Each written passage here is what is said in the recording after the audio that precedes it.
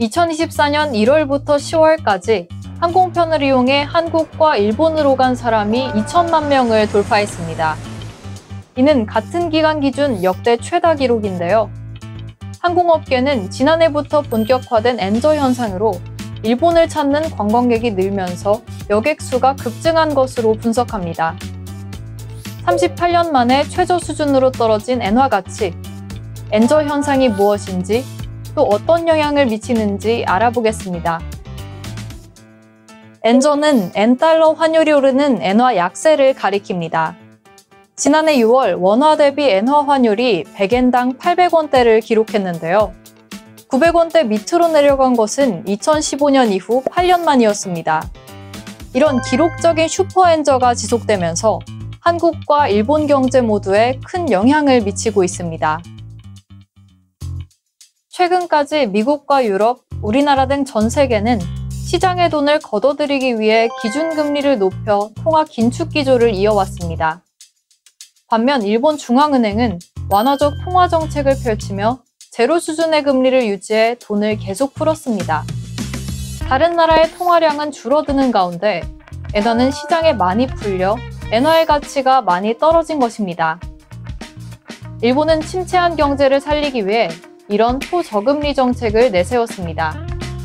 일본의 마이너스 금리, 미국과의 기준금리 격차 증가, 일본의 1분기 국내 총생산 마이너스 기록 등이 모두 엔화 가치가 오랫동안 하락하게 만든 요인입니다.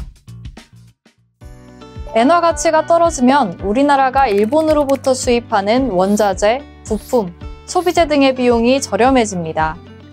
한국 기업들의 생산 비용 절감과 소비자 가격 안정화를 부를 수도 있고, 또 앞서 말한 것처럼 일본 여행 수요가 폭발적으로 늘어납니다. 재테크를 위해 엔화를 사는 엔테크도 늘었습니다. 엔테크는 엔화가 저렴할 때 사두고 나중에 환율이 오르면 되파는 것을 가리킵니다. 슈퍼엔저의 지속은 우리 경제에 부정적인 영향을 줄 수 있다는 우려가 커지고 있는데요.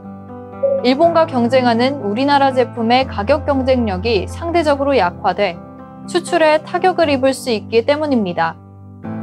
전문가들은 만약 원화가 엔화를 따라 절하되지 않는다면 우리 기업들은 영업이익에 있어 큰 타격을 입을 수밖에 없다고 말했습니다. 이처럼 지속적인 엔저 현상은 한국 경제에 부정적인 영향을 미칠 수 있습니다. 엔화 환율이 지난 8월 다소 강세를 보이면서 950원대까지 치솟았지만 다시 현재 900원대를 유지하고 있는데요. 혼란스러운 세계 경제와 환율 변화, 특히 엔저 현상의 장기화에 대해 각 분야에서 대응책 마련이 필요하겠습니다.